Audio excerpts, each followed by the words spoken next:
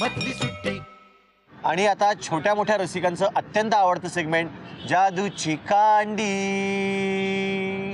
आपण आपल्या या मित्रापासून सुरुवात करूया. आपल्या भारतावर आत्ता जे अतिरेकी हल्ले होतात ते जर माझ्याकडे जादूची कांडी असती तर मी ते अतिरेकी हल्ले होऊन दिले नसते. क्या बात है, क्या बात है. माझ्याकडे जर जादूची कांडी आली तर मी हुबेहूब लक्ष्मीकांत बेर्डे तुम्हाला सगळ्यांना बनवून दाखवेन. मला जर जादूची कांडी मिळाली तर सचिनचं ते 100वे शतक जे होत नाहीये ते या जादूच्या कांडीने मी सचिनचं 100वे शतक करणार. वा वा वा अजय, माझी पण ही इच्छा आहे रे बाळा. माझी इच्छा ही आहे जर का मला जादूची कांडी मिळाली तर मी माझ्या सगळ्या वर्गाच्या मुलांना डोळे आणून देईन आणि त्यांच्याबरोबर बॉडीगार्ड पिक्चर ह्या बघेन. काय लकी सलमान खान आणि बॉडीगार्ड की त्याच्यासाठी याला सगळ्यांना डोळे हवेसे वाटतात. खरंच मित्रा मस्त. जर मला जादूची कांडी मिळाली तर मला माझ्या आईचा चेहरा जवळनं बघायचा आहे. वा वा वा, नक्की तुला बघायला मिळेल बाळा. मला जर जादूची कांडी मिळाली तर मी असं म्हणेन की जगात जेवढे अपंग व्यक्ती आहेत तेवढ्यांनी मी त्या जादूच्या कांडीने बरं करेन. देव करो आणि याला जादूची कांडी खरी खरी मिळो आणि याची जादूची कांडीचा खरंच उपयोग हो. या शाळेमधल्या मुलांशी मनसोक्त गप्पा मारताना यांच्यातल्याच एका मुलांनी मला एक फार छान गोष्ट सांगितली. गोष्ट अशी आहे, दिवस मावळतो, अंधार पडतो आणि सगळे चाचपडायला लागतात. कोणाला वस्तू सापडत नाही, कोणी जिन्यात अडखळून पडतं आणि मग घरात एक पंटी लावली जाते. सगळीकडे प्रकाश पडतो, सगळ्यांना सगळं एकदम सोपं होऊन जातं. सगळ्या वस्तू दिसायला लागतात, सगळ्या जागा दिसायला लागतात. पंटी म्हणते बघा मी किती मोठी आहे, माझ्यामुळे प्रकाश पडला, माझ्यामुळे तुमचं जगणं सोपं झालं, मी तुम्हाला प्रकाश दिला, मी किती महान आहे, मी किती मोठी आहे. किती गर्व होतो तिला. तेवढ्यात एक वाऱ्याची झुळूक येते आणि ती पंटी विझून जाते. घरातलं एक छोटं पोर येतं, ती पंटी परत पेटवतं आणि पंटीला म्हणतं हे पा, एवढासा प्रकाश दिलास आणि त्याचा किती गर्व केलास आणि एक वाऱ्याची झुळूक आली आणि तू विझलीस ना, पुन्हा पुन्हा पेटवलं तरी पुन्हा पुन्हा वाऱ्याची झुळूक तुला विझवू शकते.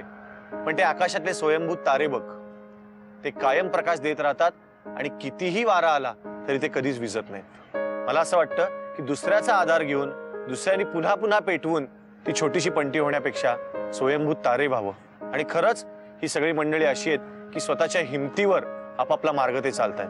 हे जे स्वयंप्रकाशी तारे आहेत त्यांची ही गोष्ट आहे. आणि हे शाळेमधलं शेंडेफळ हे अगदी म्हणजे इल्लू इल्लू पिल्लू ग अजून भलत टिल्लू ग असं आहे ते. शशिकांत, काय तू सगळ्यांचा खूप लाडका आहेस ना रे? हो सगळे लाड करतात? हो. म्हणजे काय काय करतात रे? उचलून घेतात वगैरे. तुला चालायला कंटाळा येतो का? नाही, तरी उचलून घेतात. तरी उचलून नेतात? हा. म्हणजे तू खरा लाडका आहेस रे, त्यांना मज्जा येते तुला उचलायला म्हणून. हो ना?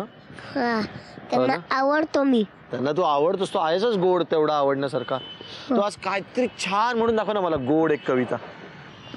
1 2 1 2 पोलीस दादा होणार कोण, 3 4 3 4 रस्त्यावरती गर्दी पार, 5 6 5 6 मागे पुढे नीट पा, 7 8 7 8 चालताना मांडतात, 9 10 9 10 पोलीस दादाची आईट पा. वा वा वा, पोलीस दादाची आईट म्हणजे तू तर पोलीस होणार आहेस का? हो. Very good. आता मला तुमची स्वप्न ऐकायची आहेत, बघायची आहेत. त्यामुळे या आठवड्याचा होमवर्क आहे, नीट ऐका. सगळ्यांनी मला पडलेलं स्वप्न या विषयावरचं एक सुंदर चित्र काढून आम्हाला पाठवायचंय. कुठे पाठवायचंय? या पत्त्यावर.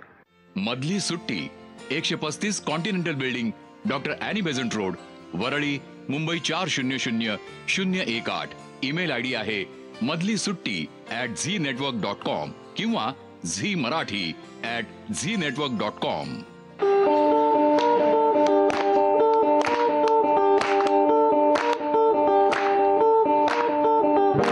सिकंदर दोस्तों कहलाता है,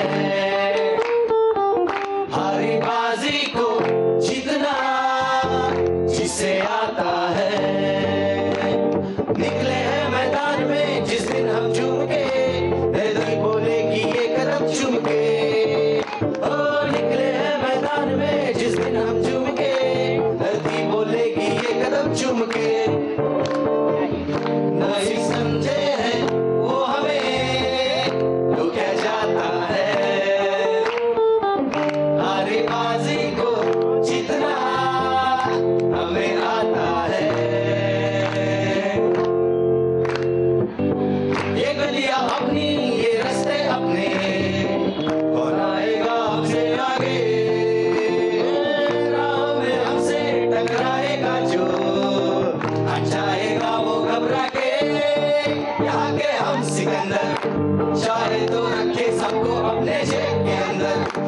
अरे हमसे पंगा मत लेना